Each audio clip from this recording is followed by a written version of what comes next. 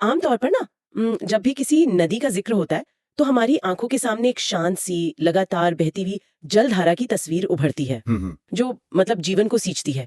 लेकिन एक ऐसी नदी की कल्पना करना सचमुच थोड़ा मतलब दिमाग चकरा देता है जो विशाल और बेहद मजबूत पहाड़ों को एकदम बीच से चीर कर अपना रास्ता बनाती हो। हाँ, ये सुनने में थोड़ा अजीब जरूर लगता है। है ना। या फिर किसी ऐसी नदी के बारे में सोचना जो पानी से लबालब भरी हुई है लेकिन फिर भी भूगोल की भाषा में उसे पूरी तरह से एक मरुस्थल या रेगिस्तान का दर्जा दे दिया गया हो। बिल्कुल। मतलब ये बातें हमारी सामान्य समझ के बिल्कुल विपरीत लगती हैं।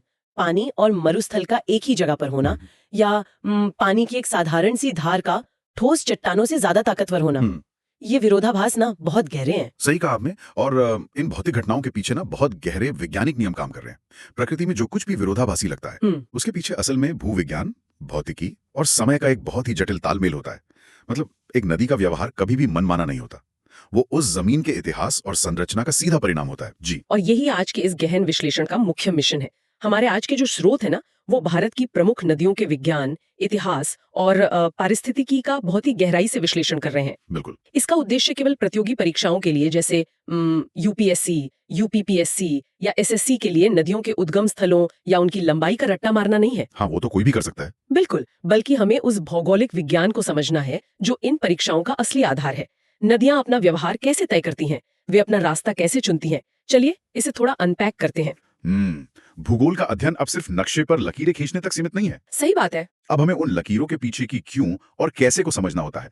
जमीन के नीचे की हलचल से लेकर ऊपर के वातावरण तक, मतलब हर चीज एक नदी के बहने के तरीके को प्रभावित करती है। तो शुरुआत करते हैं हमारी पहली श्रेणी से जिसे हम पहाड़ों की प्राकृतिक आरी कह सकते हैं। स्रोत में सबसे पहला और सबसे प्रमुख उदाहरण सतलज नदी का दिया गया है। जी। इसके विवरण को देखें तो इसका उद्गम तिब्बत में कैलाश पर्वत और मानसरोवर के पास मौजूद राकसताल से होता है।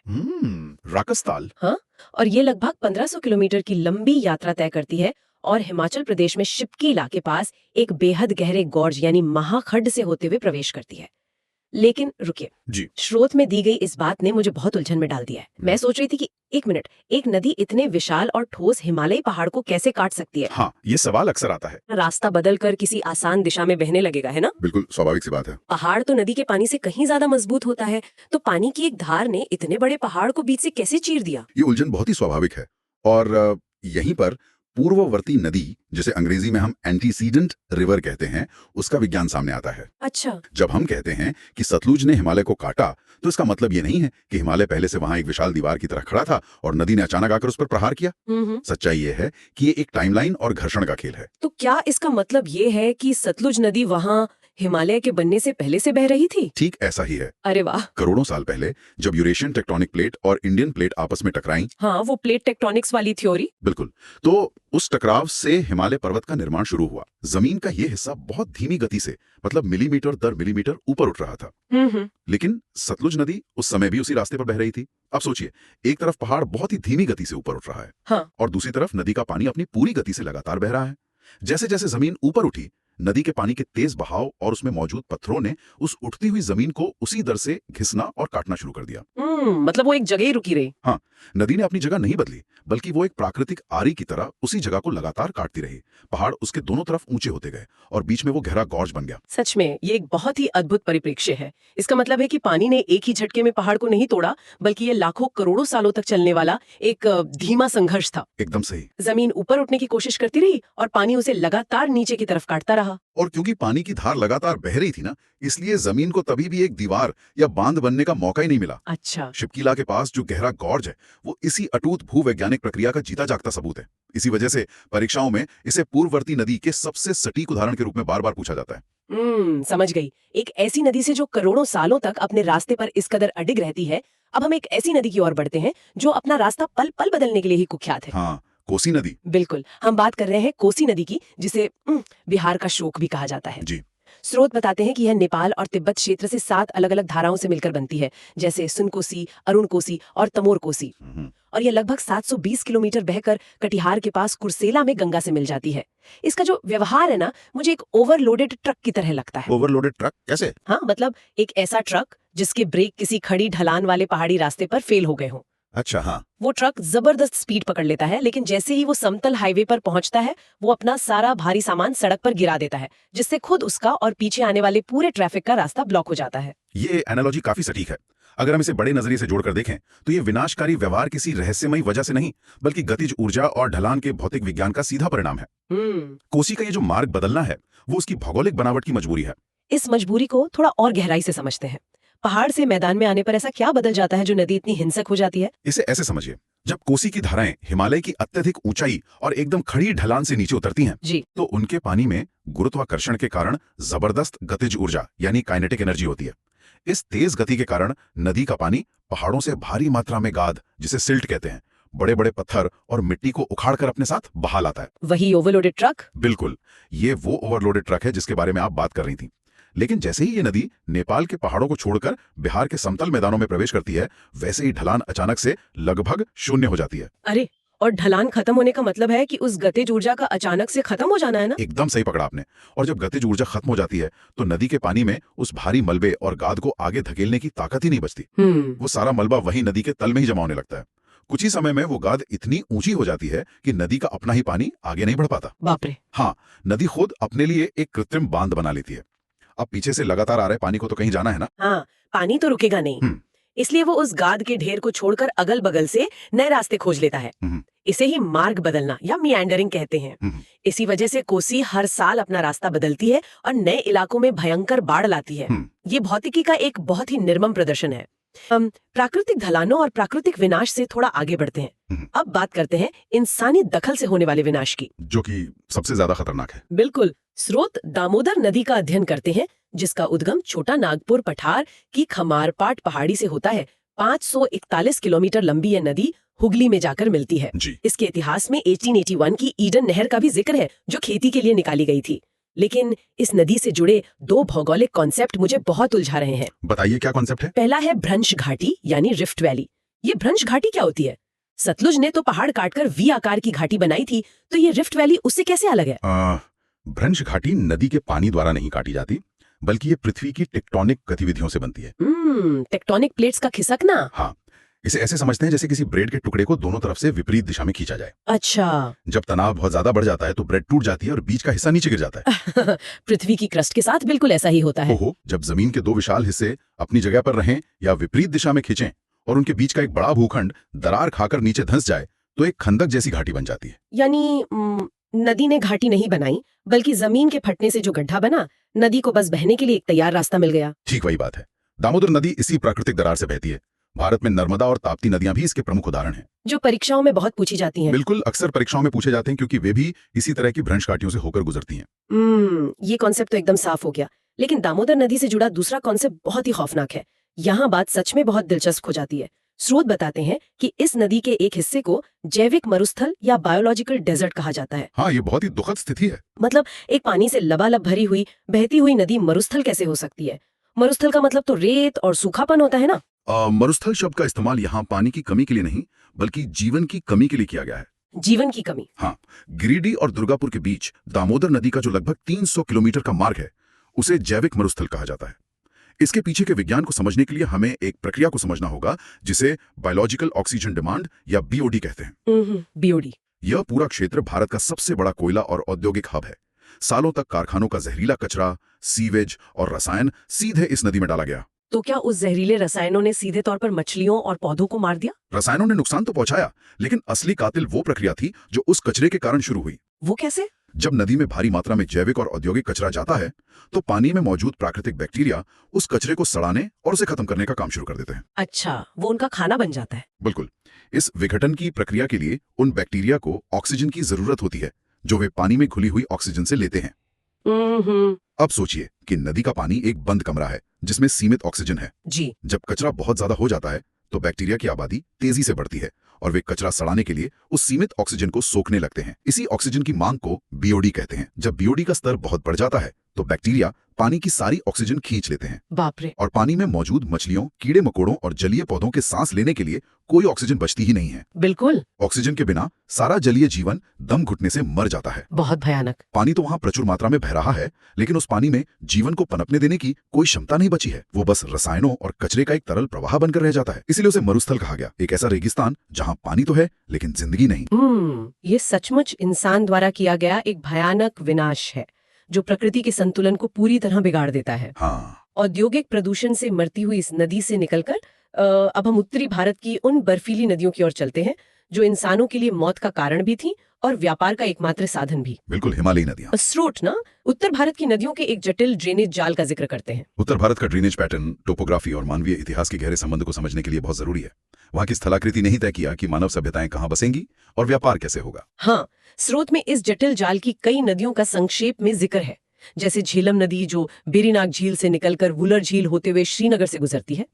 फिर चिनाब जो लाहौल घाटी में चंद्रा और भागा नाम की दो नदियों के तंडी में मिलने से बनती है। जी। जांस्कर नदी जो सरचू पठार से निकलकर गहरे गौज बनाती हुई सिंधु में मिलती है, और स्पीति नदी जो कुंजुम श्रेणी से निकलकर नामग्या में सतलुज में विलीन हो जाती है। बिल्कुल। लेकिन इन सब में एक नदी ने मेरा ध्यान पूरी तरह से खींच लिया, काराकोरम क्षेत्र की श्योक नदी।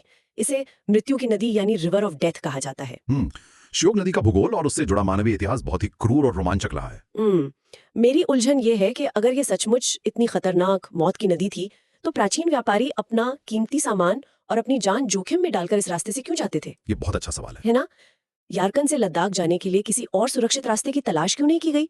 मतलब कोई बेवकूफी होगा जो जानबूझकर मौत के मुंह में जाएगा। यहाँ जो बात सबसे हैरान करने वाली है वो ये है कि उनके पास कोई और विकल्प मौजूद ही नहीं था। अरे, कोई और रास्ता ही नहीं था? बिल्कुल नहीं। ये उस क्षेत्र की बेहद कठोर स्थलाकृति यानी टोपोग्राफी का सीधा परिणाम था। काराकोरम रेंज के पहाड़ 7000 मीटर से भी ज्यादा ऊंचे हैं। बाप रे। ये पहाड़ इतने खड़े, दुर्गम और अभेद्य हैं कि उन्हें सीधे चढ़कर पार करना इंसानों या जानवरों के लिए शारीरिक रूप से नामुमकिन था। नदियां ही वहां एकमात्र प्राकृतिक इंजीनियर थी जिन्होंने लाखों सालों की मेहनत से पहाड़ों को काटकर घाटियां और संकरे रास्ते बनाए थे। समझिए। व्यापारियों को मजबूरन उसी श्योक नदी के घाटी के किनारे किनारे चलना पड़ता था। मतलब कोई सुरक्षित बाईपास था ही नहीं, आपको उसी नदी के साथ चलना था जो आपको कभी भी मार सकती थी। और वो मारती भी थी।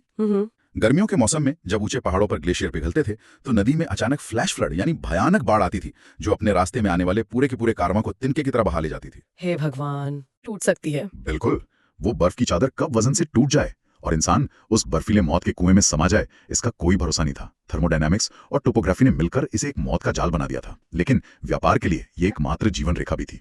ये रोंगटे खड़े कर देने वाला है। कुछ नदियां समुद्र तक पहुंचने के लिए पहाड़ों को चीर देती हैं, मौत का रास्ता बना देती हैं, लेकिन कुछ नदियां ऐसी भी हैं जो अपनी मंजिल तक पहुंचने से पहले ही हिम्मत हार जाती हैं। हाँ, इनलैंड ड्रेनेज वाली नदियां। चलिए बात करते हैं अंतःस्थलीय अपवाह और हमारे कुछ और खास नदियों की। ये एक बहुत ही महत्वपूर्ण भौगोलिक स्थिति है जो हमें बताती है कि जमीन की संरचना और जलवायु किसी नदी का अस्तित्व कैसे मिटा सकते हैं। स्रोत ना लूनी नदी का एक बहुत ही प्रमुख उदाहरण देते हैं। ये नदी अरावली के पास से निकलकर लगभग 500 किलोमीटर तक बहती है, लेकिन फिर कच्छ के रण में जाके पूरी तरह विलुप्त हो जाती है। ये कभी समुद्र तक पहुंच ही नहीं पाती। ये मुझे एक ऐसे थके हुए मैराथन धावक की तरह लगती है जो फिनिश लाइन यानी समुद्र तक पहुंचने से ठीक पहले एक स्पंज के बने ट्रैक पर गिर जाता है और उसकी सारी ऊर्जा खत्म हो जाती है। ये भूगोल के नजरिए से बहुत ही सटीक एनालॉजी है। इस विज्ञान को समझने के लिए हमें उस क्षेत्र की प्राकृतिक सीमाओं और थर्मोडायनामिक्स को देखना होगा। जी। कच्छ का रण कोई सामान्य जमीन नहीं है। ये एक विशाल, खारा और रेतीला दलदल है। वहां की मिट्टी बेहद छिद्रपूर्ण है, बिल्कुल एक स्पंज की तरह। तो क्या वो रेतीली जमीन नदी का सारा पानी सोख लेती है? केवल जमीन ही नहीं, आसमान भी अपना काम करता है। अच्छा। वह क्षेत्र बहुत गर्म है, इसलिए वहां वाष्पीकरण यानी इवेपोरेशन की दर बहुत ज्यादा होती है। लूनी नदी जब उस क्षेत्र में पहुंचती है तो चिलचिलाती धूप उसके पानी को तेजी से वाष्प बनाकर उड़ाने लगती है और जो पानी बचता है उसे वो खारी, छिद्रपूर्ण मिट्टी सोख लेती है।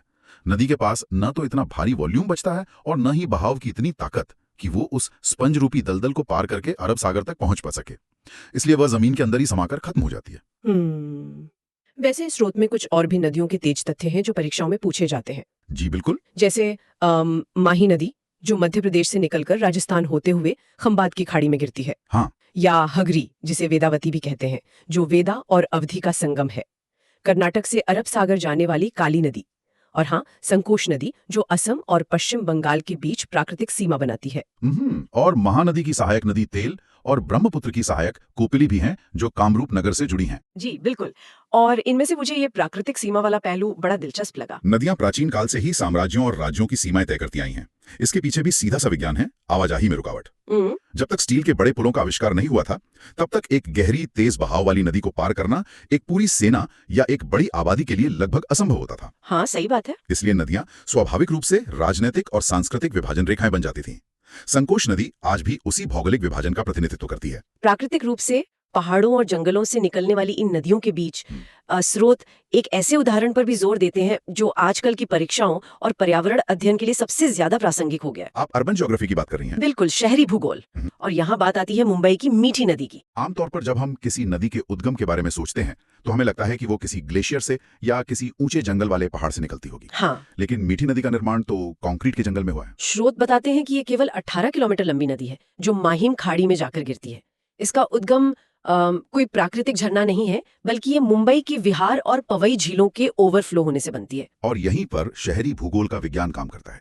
प्राकृतिक वातावरण में बारिश का पानी जमीन में रिसकर भूजल बन जाता है या धीरे धीरे बहकर नदियों में जाता है। जी। लेकिन जब इंसान पूरी जमीन को कंक्रीट और डामर से ढक देता है तो पानी को रिसने की जगह ही नहीं मिलती। सारा पानी ऊपर ही रह जाता है। बिल्कुल, झीलों में पानी भर जाता है और वो एक साथ उफनकर कंक्रीट के रास्तों से होते हुए बहने लगता है, जो धीरे धीरे एक नदी का रूप ले लेता है। अच्छा। मीठी नदी इस बात का प्रमाण है कि कैसे अत्यधिक शहरीकरण ने सदियों पुराने ड्रेनेज पैटर्न को एक बिल्कुल नया और कह सकते हैं खतरनाक रूप दे दिया है।